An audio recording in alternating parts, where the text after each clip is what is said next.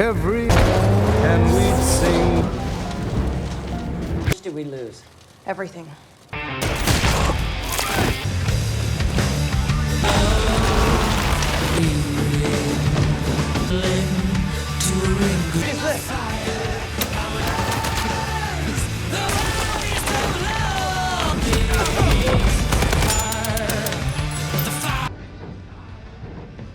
Open fire!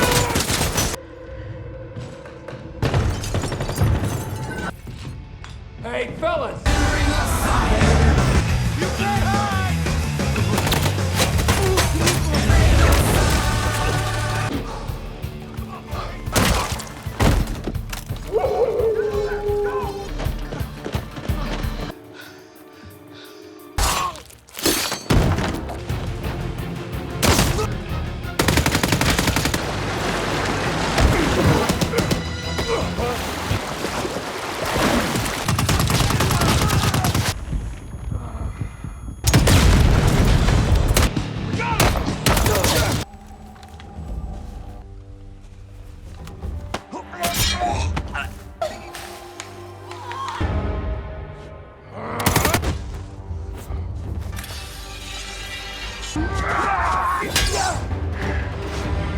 It's doing my job, kid. Touch me. I took his head. Principle number 1.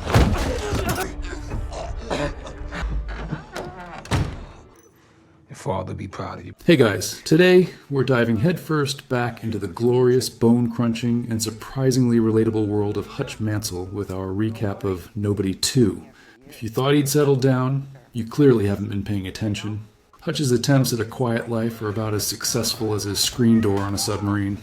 Our favorite dad-turned-assassin is trying his best to blend into suburbia, mowing lawns and sorting recyclables, but the auditor is still lurking. If you like this sneak peek, hit the like button and subscribe.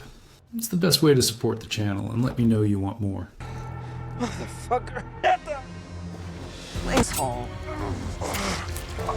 Die, fucker. Fuck.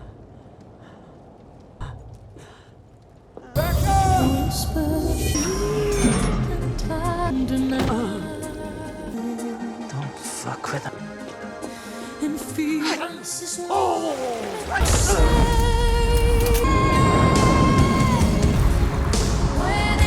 We're not here for the fucking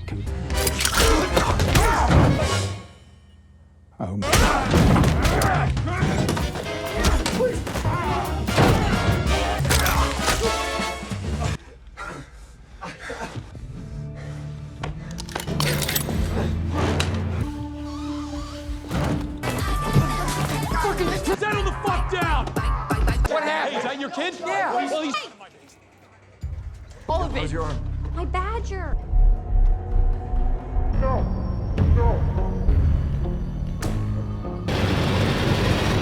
Wanna be a hero, big man?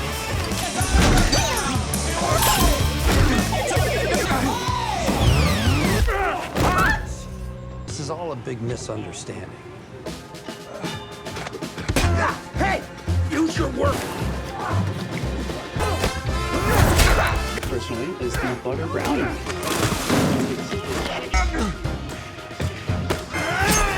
And these Think of the children.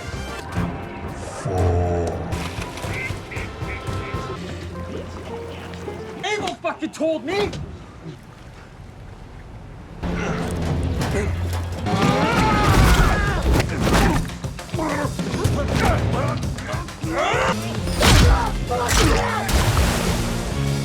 Fucking hey!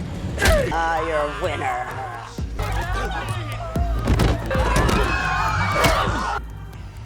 I mean, you gotta. But hear me on this. What is he then? Back there. Leave no one.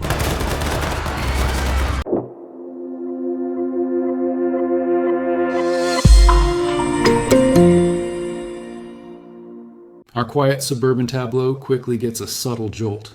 Hutch, ever the meticulous dad, is under the hood of his old Challenger, because apparently even retired assassins still have to deal with check engine lights. As he reaches for a forgotten tool, his fingers brush against something wedged deep in the glove compartment. A worn, unlabeled cassette tape and a switchblade with a familiar, intricate hilt. It's not just any switchblade, it's the switchblade from his past, the one he thought he'd buried, metaphorically speaking, under a mountain of spreadsheets and parent-teacher conference notes. The metallic click as he opens it echoes in the otherwise silent garage, a sharp, crisp sound that cuts through the manufactured calm. A shiver, not of cold, but of a forgotten instinct, runs down his spine. It's like finding a vintage floppy disk in your new laptop, utterly out of place, yet undeniably a relic of a previous life. He glances around, a subtle flicker of paranoia in his eyes, as if expecting the mailman to suddenly transform into a heavily armed operative. The cassette tape, when played, contains only static for a moment, then a faint, distorted voice whispering a single ominous word. Oblivion. Clearly, someone out there isn't quite ready to let the auditor enjoy his well-deserved quiet time, I guess.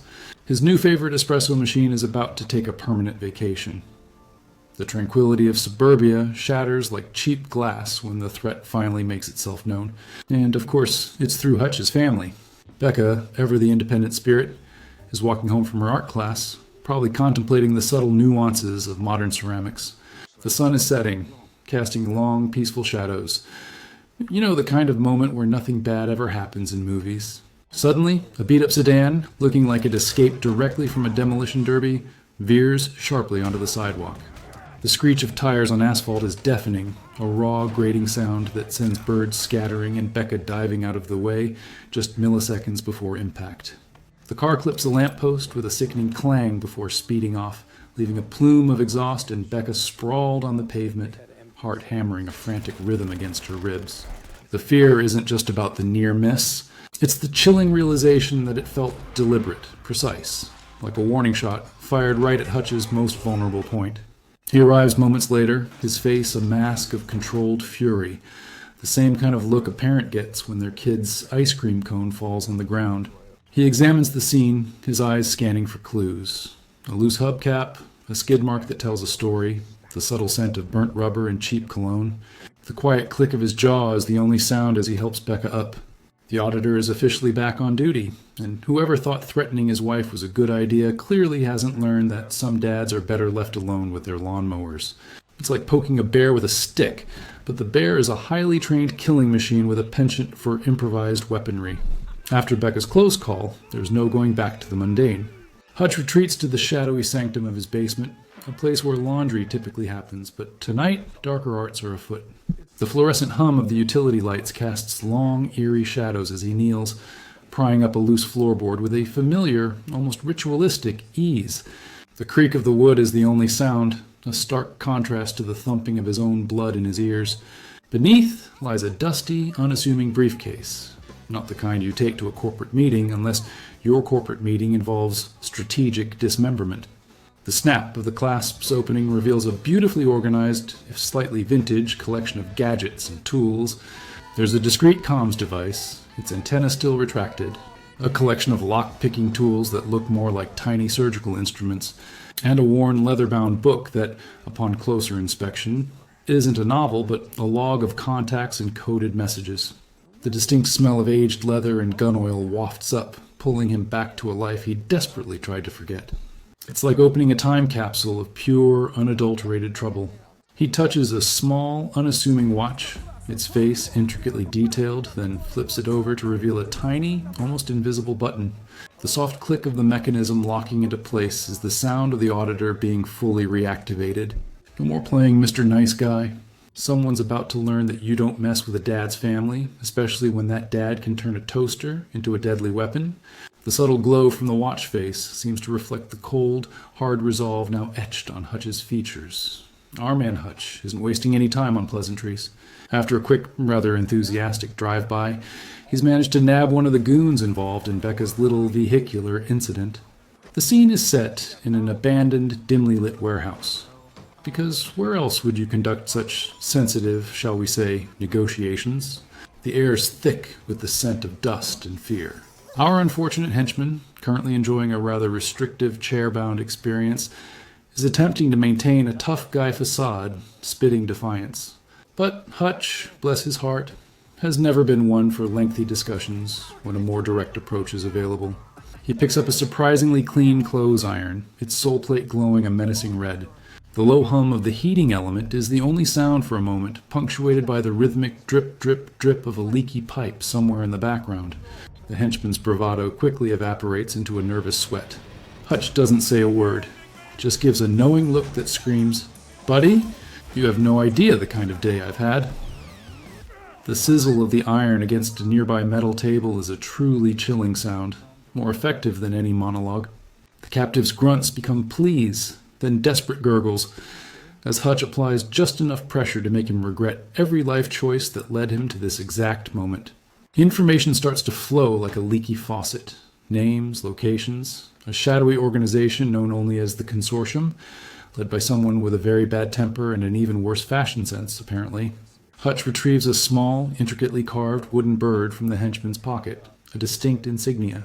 This isn't just some random street gang. This is something far more organized and, frankly, pretentious. He leaves the henchman with a newfound respect for proper iron temperatures and a fresh fear of suburban dads. You know things are really going sideways when your retired assassin family starts showing up unannounced. As Hutch is meticulously cleaning the remnants of the clothes iron incident, the familiar creak of the basement door announces the arrival of reinforcements. First, his dad, David, strides in looking surprisingly spry for his age, clutching a vintage shotgun like it's his favorite golf club. The distinct clack-clack of the pump action is a symphony to Hutch's ears. Then Harry, his half-brother, slides in behind him, moving with the quiet grace of a ninja librarian, casually slinging a high-powered sniper rifle over his shoulder. It's a Mansell family reunion, minus the awkward potluck and forced small talk. Harry's usual deadpan delivery is, as always, spot on. "Thought you might need a hand, Hutch. Dad found my old rifle under a pile of gardening magazines. Said it was calling to him." David, ever the pragmatist, simply grunts. "Someone's messing with our boy. Can't have that." The air crackles with unspoken history and a shared understanding of what's coming.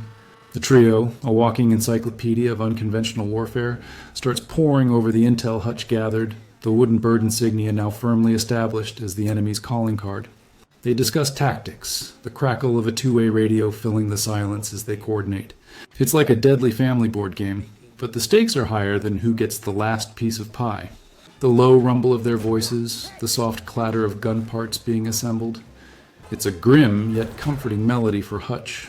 His family might be messed up, but they're his messed up family, and when the chips are down, they always show up. Well, except for Aunt Carol, she's still mad about the Thanksgiving incident. With the band back together, it's time to swap dad jokes for demolition plans. The Mansell trio converges in Hutch's garage, a place usually reserved for leaky pipes and forgotten DIY projects, now transformed into a clandestine war room. A crudely drawn map of what looks like an abandoned industrial complex, complete with handwritten notes and danger symbols, is spread out on an oil-stained workbench. The scent of stale coffee and gunpowder hangs heavy in the air. David, with his years of shadowy government service, points out weak spots with the calm authority of a seasoned architect, while Harry, ever the strategist, outlines sniper positions with unsettling precision. Hutch, meanwhile, is meticulously organizing a collection of what appear to be ordinary household items, but we all know better. A wrench, a fire extinguisher, a roll of duct tape, each is assigned a tactical purpose. The faint metallic click of a freshly loaded magazine being inserted into a pistol cuts through their hushed discussion. It's like a deadly scavenger hunt, where the prize is not a trophy, but survival. They whisper about entry points, security redundancies, and contingency plans, their voices a low conspiratorial murmur. The plan, if you can call it that, is less surgical strike and more controlled chaos, which, honestly, is peak Mansell. Hutch runs through the mental checklist, his fingers drumming a silent rhythm on the workbench.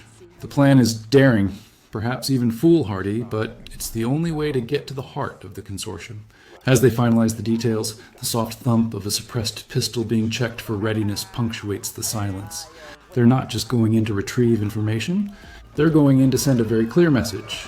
You don't mess with nobody's family, and you certainly don't leave a dad with a rusty wrench and a bad attitude feeling disrespected. Good luck, Consort Who Now again? You're going to need it. The plan, or lack thereof, kicks into high gear. The trio breaches the warehouse, and from the moment the first security guard hits the floor with a satisfying thud, courtesy of David's shotgun stock, it's absolute mayhem. The cavernous space, filled with towering stacks of crates and hulking industrial machinery, becomes a symphony of destruction. The crack of bone, the wet thwack of punches landing, and the dull clunk of improvised weapons resonate through the warehouse. Hutch, in his element, becomes a whirlwind of suburban rage. He grabs a rolling office chair, spins it with surprising force, and sends it careening into a group of unsuspecting henchmen, who tumble like bowling pins amidst the screech of metal on concrete. He then uses a forklift, not for moving pallets, but for launching bad guys across the room, the hydraulic hiss a prelude to impact. Harry, perched silently in the rafters, is a ghost in the shadows, his sniper rifle spitting silenced death with chilling accuracy. The craft of each shot is barely audible over the general chaos, but each target drops with precision. Meanwhile, David is having the time of his life, a wide grin plastered on his face as he uses his shotgun with brutal efficiency, the powerful boom echoing in the enclosed space. He even manages a cheerful yee-haw, or as he sends a particularly persistent goon flying with a well-placed boot. It's a beautiful dance of choreographed violence, a masterclass in turning mundane objects into instruments of pain. One poor soul tries to come at Hutch with a pipe, only to find himself intimately acquainted with the heavy end of a fire extinguisher. The loud whoosh of escaping gas is followed by the metallic clang of the canister hitting the floor. It's brutal, it's messy, and it's gloriously Hutch. He even manages to quip, "You guys really need better office supplies," as he dispatches another assailant with a stapler. The fight culminates in a deafening silence, save for the labored breathing of the victors and the groans of the vanquished. Mission accomplished, but the real enemy is still out there, probably wondering why their henchmen never pick up when they call. Classic bad guy problems, am I right? Amidst the wreckage of the warehouse, Hutch uncovers the prize, a heavily encrypted data drive. Harry, ever the tech wizard, makes short work of the firewall, the rapid click-clack of his keyboard echoing in the newly quiet space. As the decryption software whirs to life, a holographic image flickers into existence, hovering above the crude projector. The image resolves into the stern, calculating face of a woman Hutch clearly recognizes, but dread fills his eyes. Her name is Katerina Volkov, and etched onto the lapel of her tailored suit is the familiar wooden bird insignia, now clearly revealed as her organization's emblem. David lets out a low whistle. Volkov? She was a ghost even in our day, Hutch. Thought she died in that incident in Budapest. Katerina is no ordinary criminal. She's a former auditor herself, a rival from Hutch's past, known for her ruthlessness and a penchant for opera. The oblivion whispered on the tape now makes perfect sense.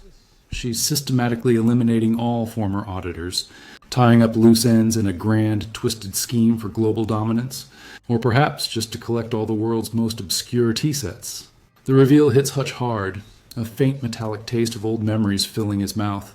The stakes just went from protecting his family to stopping a global threat, all orchestrated by someone who knows his playbook better than anyone. Harry even manages a rare, concerned, "This is bad, Hutch," like forgetting your anniversary bad. The gravity of the situation settles upon them like a heavy shroud. The warehouse, once a scene of triumph, now feels like the starting line of a marathon Hutch never wanted to run. Katerina, it seems, isn't just seeking revenge. She's building an empire on the ashes of their shared past. And Hutch Mansell is just another loose brick she intends to remove. Volkov's reach is global, which means Hutch and his ragtag team are about to rack up some serious frequent flyer miles. The screen explodes into a rapid-fire montage of international espionage. One moment, we're in the bustling, neon-soaked streets of Tokyo. The sharp aroma of street food filling the air as Harry, looking surprisingly at home, taps into a secure network with the ease of ordering takeout. The rapid clack-clack of his fingers on a sleek, untraceable laptop is almost hypnotic.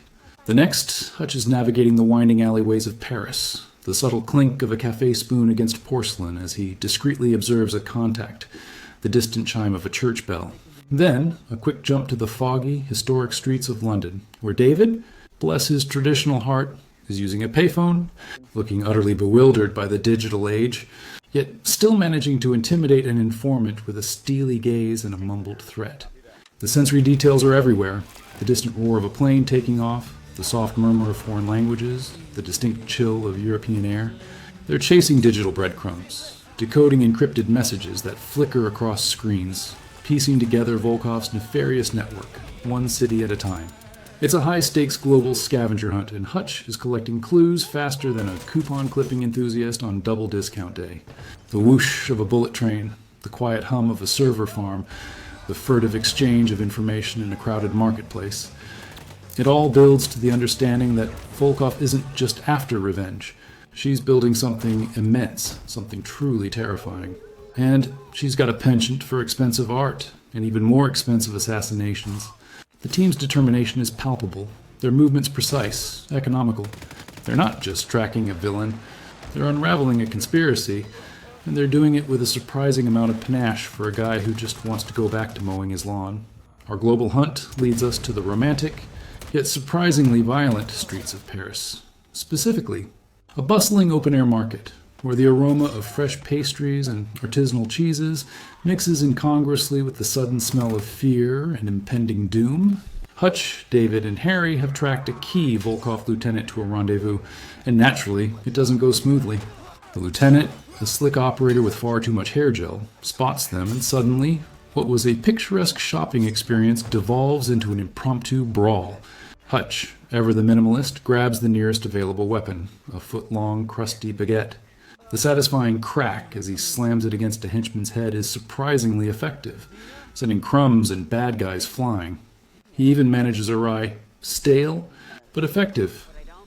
Harry, ever the long-range specialist, finds himself cornered and has to resort to some brutal hand-to-hand, the swift whoosh of his kicks followed by the sharp thwack of impact. David, meanwhile, is having a grand old time, using a rolling cart of produce as a battering ram, sending apples, oranges, and goons scattering with a joyous bellow. The cacophony of the market, the shouts of vendors, the squeals of a startled pig, and the distinct clang of a metal bucket being used as a shield all blend into a symphony of chaos.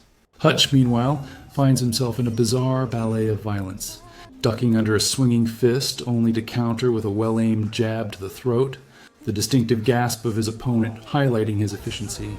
He even manages to trip one henchman into a pile of fish, the splat and ensuing slippery chaos adding a comedic touch to the brutality. They secure the lieutenant, who, after a brief but intense conversation involving a very sharp cheese knife and Hutch's calm stare, gives up Volkov's primary European hideout. The air is thick with the scent of blood, baguettes, and victory. Hutch even takes a moment to dust off his shoulders, looking almost apologetic to the shocked Parisian vendors. Sorry about the mess, folks. Just doing a little auditing. Sometimes you just gotta break a few eggs, or in this case, a few skulls to make an omelet. Just when you think things are looking up, the narrative decides to throw a wrench into the works, or in this case, capture a Mansell. During a recon mission near Volkov's primary European hideout, Harry, always a bit too confident in his shadows, gets ambushed.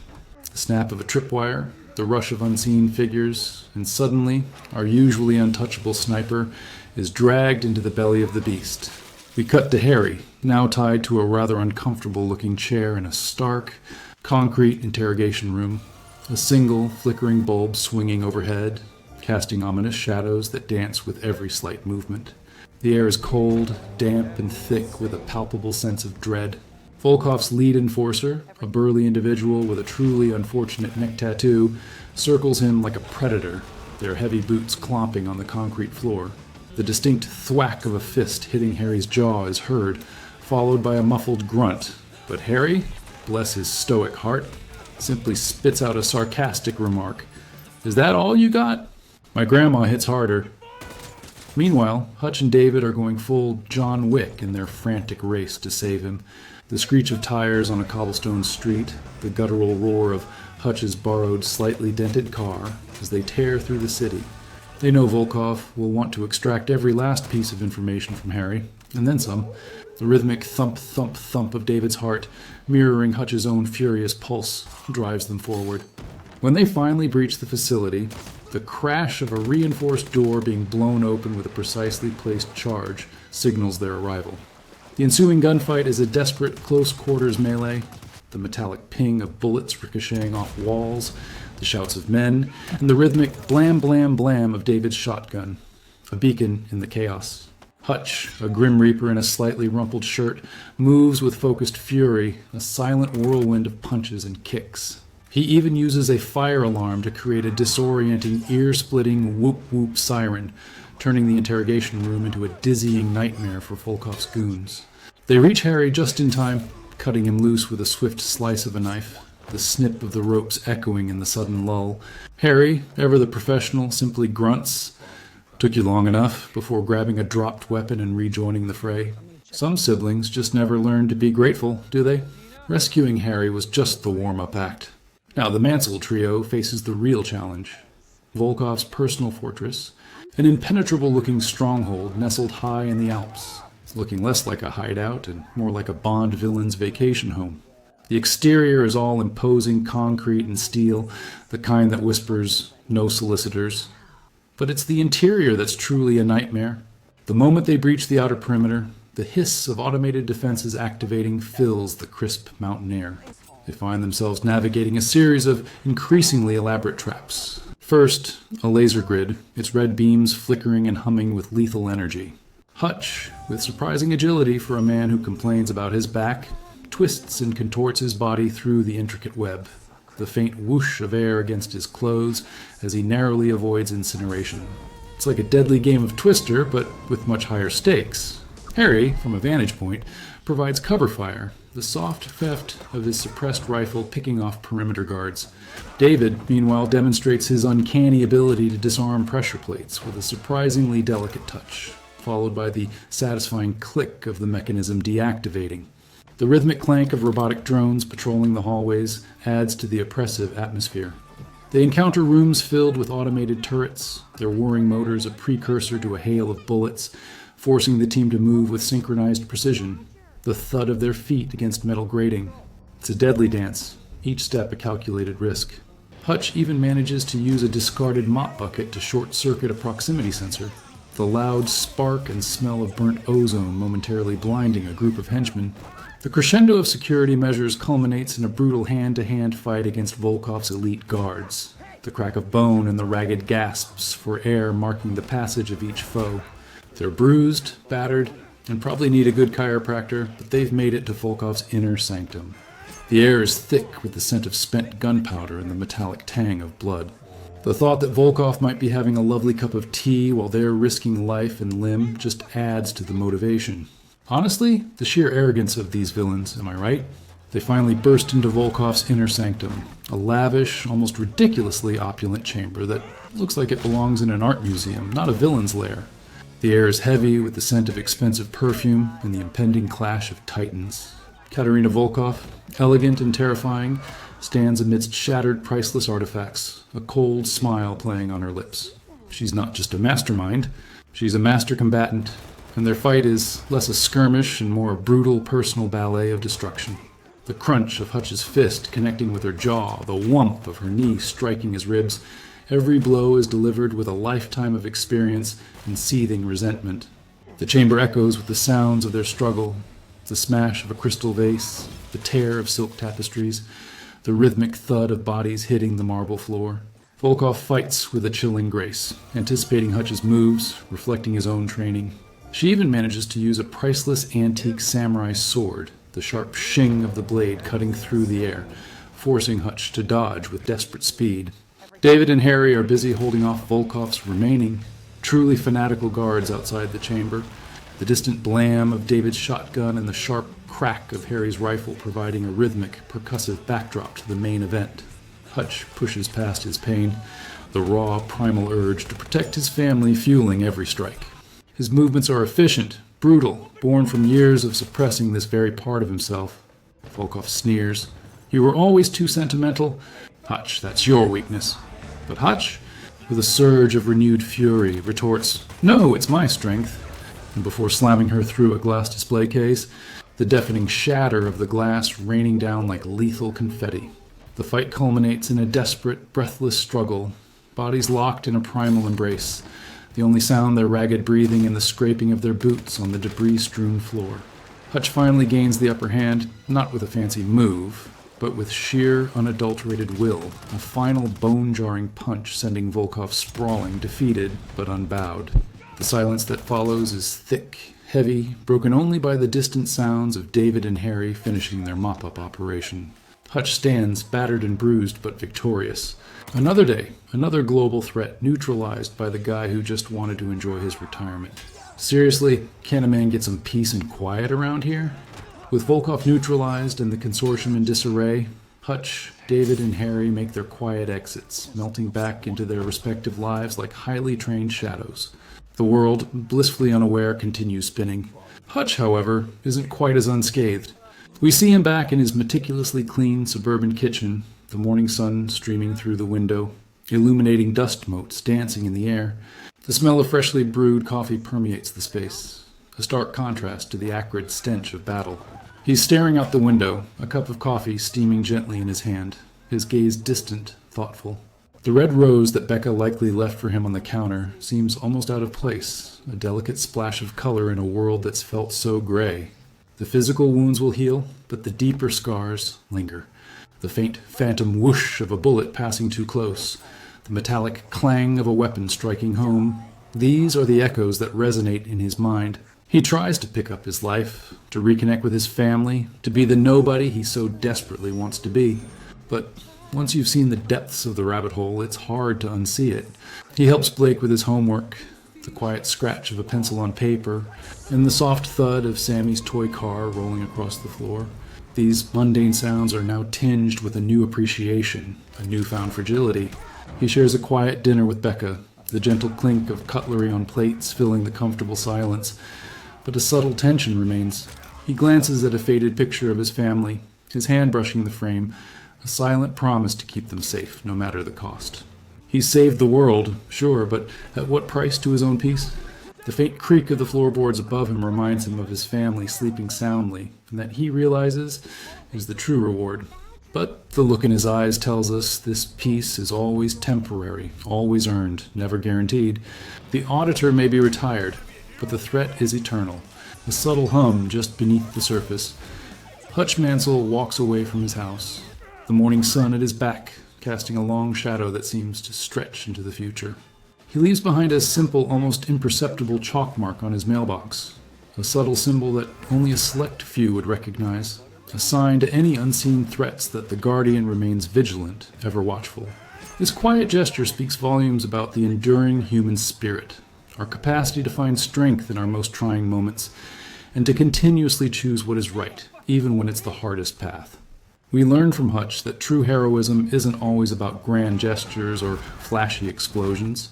Sometimes it's simply about showing up again and again for the people we love and for a world that often doesn't realize it needs protecting. His journey reminds us that even ordinary lives can hold extraordinary power, and that the fight for peace is an ongoing commitment, a silent promise we make to ourselves and to those who rely on us. The hum of a distant car, the rustle of leaves in the wind. The world remains unaware, but safe for now.